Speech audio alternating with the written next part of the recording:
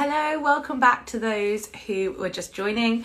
We're connecting with Joanne Whitty, who is a nurse from CRGH Fertility Clinic. We're going to be talking about reducing the IVF bloat, how you can do that, how you can reduce constipation, side effects, bruising, etc., which so many of us suffer from.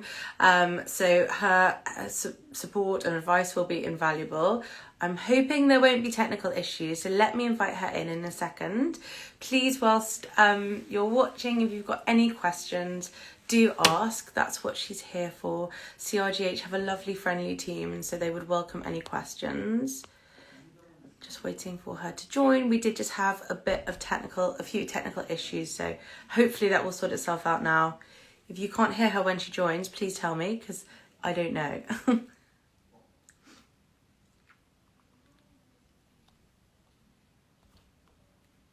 Let's see. Just waiting for her to join. How's everybody doing today? Well, I hope.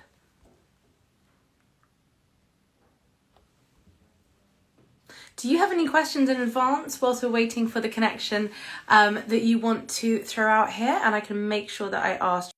Please do ask away. Hello, hi to those who are joining. Nice to see you today. We're going to be talking about how to reduce the IVF bloat. Hello. Hello. Sorry about my technical. No worries, no worries. How are you, Joanne? I'm very well, thank you, Eloise. Lovely to join you. You too. People who are joining, I've just mentioned that we're going to be talking a little bit about how to reduce the IVF bloat during fertility treatment, after egg collection, during stimulation, and also issues with constipation, which many people get and may not voice, and also how to feel less sick and how to help bruising. So please, could you just tell me a little bit more about you and your role at CRGH, and then let's answer some questions and go into it. Okay then. So hello all, my name's Joanne. I'm one of the senior nurses at CRGH. I'm one of the deputy nurse managers. I've been here for about 7 years now.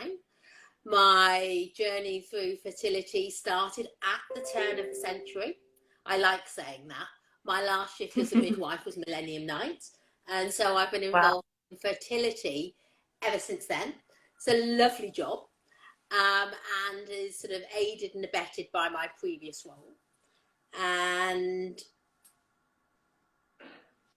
it's a very challenging role. At CRGH, we have a brilliant, busy team. Exponentially over the last 7 years, we have grown in numbers, in size, and we're like a really large family now. And our teams have seemed to have exploded, even through the advent of COVID, and being back to work in-house now is fabulous. Yes, as our patients will know, and sort of maybe other people having fertility treatment elsewhere, some of our role is still virtual, a little bit like Instagram, but the majority of role and treatment, we are really happy to be back practicing as normal, albeit with face masks and social distancing as we kick the tail of COVID. Brilliant, thank you for that. So our theme today, which you don't find a lot of information about, and obviously you're best placed to give this advice, and it obviously can also depend from, be different from one person to the next. But when I was going through IVF and I had 3 retrievals, I think, 3 retrievals, 2 retrievals, sorry, 3 cycles. After both retrievals and during the stimulation phase, I had really bad bloating, and I've looked like I was about 5 months pregnant. Why does that happen, and how can you alleviate bloating symptoms? Okay, so bloating is multifaceted, but in essence, it's due to the medications that we're giving you and the effect they have on your system. All of the medications you have, on the whole, mimic or are the same as or stronger than the hormones that you have within your normal menstrual cycle. And even pre-IVF, if you think back, There were times during your natural normal cycle where you would feel a little bit bloated, where you might feel a little bit constipated. So in essence, as we are giving you more of these hormones to encourage your ovaries to develop all of those follicles that you do with each cycle, these symptoms that you may have felt in a normal natural cycle are exacerbated. So that's initially why you may feel bloating in the down regulation phase, that phase in the month prior to actual stimulation. We give you a lot of progesterone, so you can get side effects of progesterone, very often similar historically to the progesterone only mini pill. Once again, if you think back to your time before trying to conceive, and if you were using the pill, you'll have those bloating type of symptoms. So jump forward to IVF, we are giving you an increase of all of those hormones. Your ovaries in a natural cycle normally produce just one follicle that grows up and develops, you ovulate, and it goes. With the medications we give you, we're stimulating your ovaries to produce more follicles. And if you think your ovaries are normally the size of an almond, okay, by the time we finished and you've had all of those injections and stimulation, your ovaries have increased in size. So they may be the size of a satsuma or even a little bit bigger, depending on your response. So in the first instance, your pelvis is quite closed in by your skeleton and the pelvic floor. So the ovary, as it gets bigger, pushes up and gives you some bloating, some feelings from that perspective. And then also the side effects of that will, sort of those larger ovaries can press on your bladder, press on your bowel, and just make you feel generally sluggish and lethargic. And then further bloating can happen as the estrogen hormone rises, that hormone is produced because of those larger follicles growing and developing. And sometimes people produce more follicles than might possibly have anticipated, and you can have symptoms such as let me think of some difficulty in passing urine because you're quite so bloated. Also, you can become a little, in fact, dehydrated, although you've increased your fluids. There can be some passage from your normal natural cells of the fluid into your pelvis, which can make you constipated. So that's all a perfect storm. As we go through, you start off quite normal, feeling with those hormones, and then as those ovaries grow and develop, you will start to feel, it is very normal, a little bit more sluggish, suffer from some constipation, difficulty in passing urine. These symptoms aren't obligatory and they don't happen to everybody, but it is very, very normal. Ways to help and assist that during the time you're still having that stimulation is to increase your fluid intake and also ensure you're not going to get constipated. So a good diet with sort of less food additives, less pre-processed, pre-packaged foods, foods high in fibre. And sometimes if you are finding that bloating sort of is causing constipation as well, you may wish to take some mild aperients if sort of the increased fluids and the good diet doesn't help and you're becoming bloated with constipation. There are some sort of, you can use some natural aperients, or even speak to a pharmacist. And there are over-the-counter aperients that you can use that's going to avoid constipation, because the less constipated you are, the better you're going to feel, and that bloating is going to get better. And is that okay and is it safe to take something to reduce that constipation or bloating feeling whilst you're going through treatment?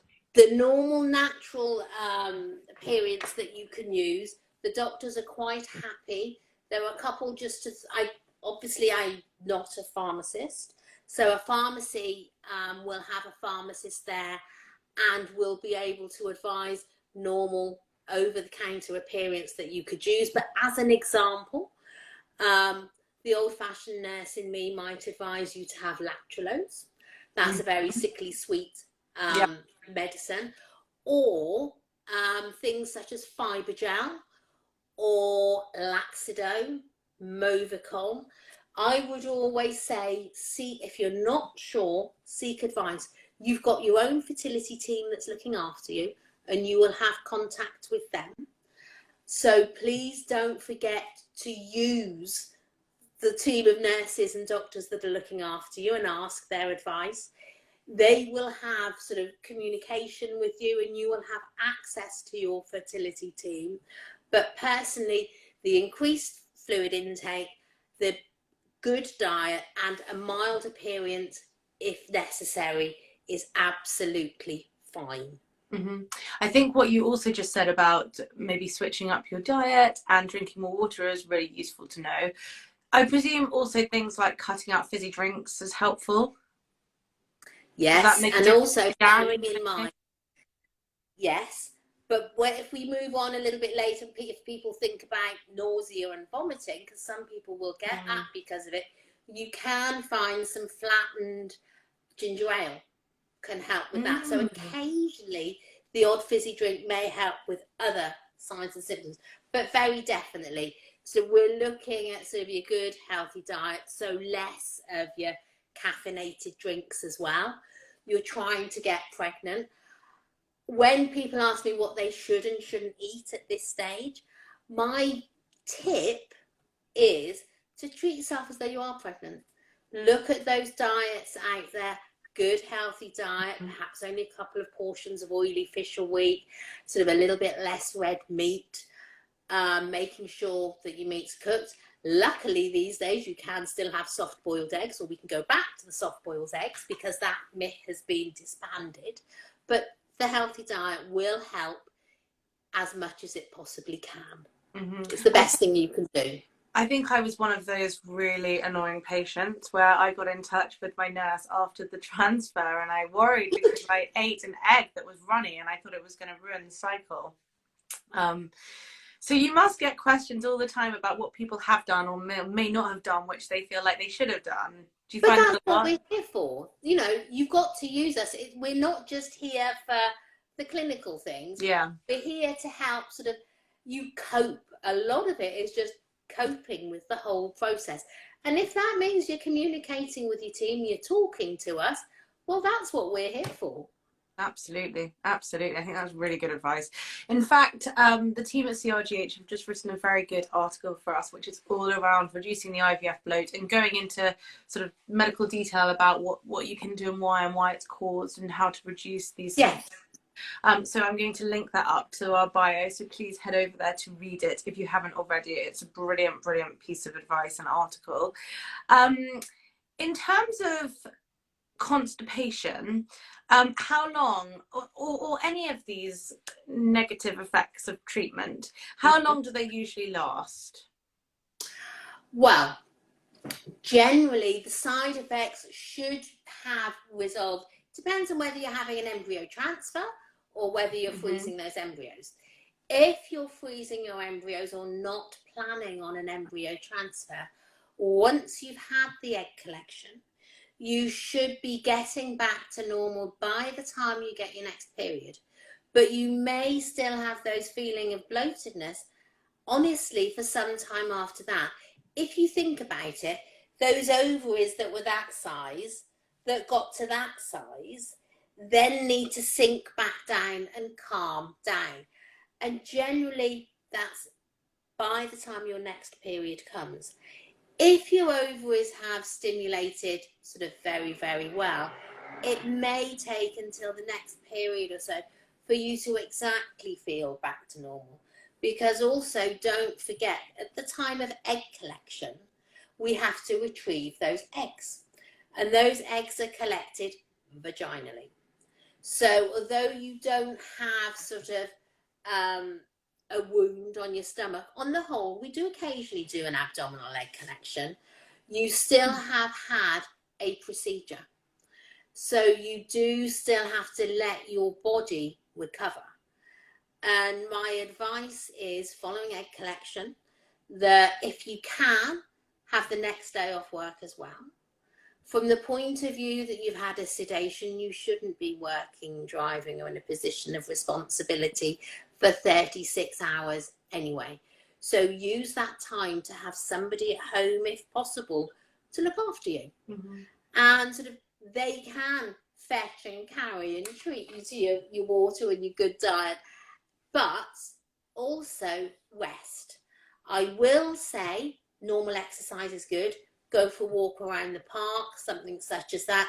Keep mobile, but don't do anything high impact. So don't go for a large cycle ride. Don't go and dig the garden just because it's a nice day and you've got the day off work. Treat yourself gently. Take time to recover. Make sure that you have lots of fluids, because that'll help flush your system out and reduce being bloated. It does feel counterintuitive sometimes to say, I'm really bloated. Yes, go and drink some more water. That will make you better. But it will. Okay?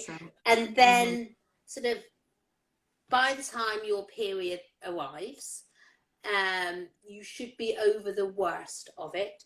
Occasionally your clinician may give you some medications post egg collection, if you're not having an embryo transfer, to try and resolve those symptoms. But that is under clinical direction. I'm not suggesting that any of you ask for medications, because it would only be as a clinical necessity. Yeah, that makes complete sense. Do you think that one of the reasons that lots of doctors are moving away from a fresh transfer is to give people more time to recover? Or is it more because of looking at embryo quality? It's twofold. It's both of that. Give yourself time to recover, because you want to head for pregnancy in the best possible physical state.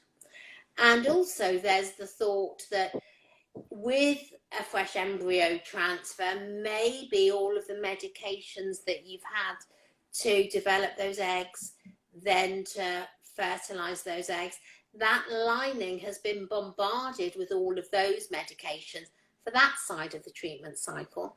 And there is certainly a way forward and a thought that perhaps that's not always, and I say not always because there's two schools of thought and different consultants. I'm by no means giving you consultant advice, but sometimes the thought is that lining has been bombarded with medication. We want the best lining for you. Perhaps a frozen embryo transfer is the way forward, but different clinics, different consultants will say different things. I do have to counter at this very stage, I am not your consultant. Yeah, of course. And everyone is so different, aren't they? So it's imperative to seek your own advice for this. Yes. Does anyone have any questions for Joanne? She'd be delighted to answer. If you do, feel free to ask now. If you'd rather ask privately, feel free to DM us or CRGH, and you can book to have a consultation and chat everything through. The team are lovely, so do get in touch. And anything else you think people should know in terms of tips or takeaway points, or anything that we've discussed today that we haven't covered? My biggest tip is be kind to yourself. There's a lot going on. It's difficult to concentrate when you're going on this massive journey. So if you've got people to talk to them, because a lot of the time just a simple conversation is all that you need to help you through your day. If you have an opportunity for counselling, that once again, just talking and communication will help you cope with it. Other things is putting a time frame on it, in that if you can take some time out of your busy work schedule, if you can organise some leave from work at around this time, especially if there's sort of, you know, somebody else to share it with, then it just helps you to cope with it. Communication. Definitely. Talk to your team. Yeah, I really like that point as well, because sometimes people might feel like they're being a burden or their questions aren't valid, and that's just not the case, is it? No, we would much rather talk to you than have you at home worrying, because if you're at home worrying, when you next come in to see us, you will have anxiety, you will be stressed. Whereas if you've spoken to us or just emailed us or dropped us a line through our portal and we've been able to ease that point of stress, when we next see you, you'll come in and be more relaxed. And that can only improve your experience. Absolutely.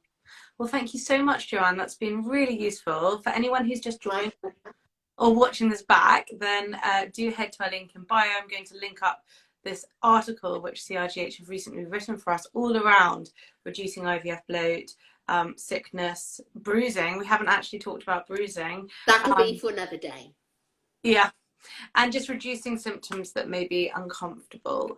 So really appreciate your expertise. Thank you so much, Joanne. Lovely to meet you all. Thank you everyone for joining. See you soon. Bye. Thank Bye. you. Bye.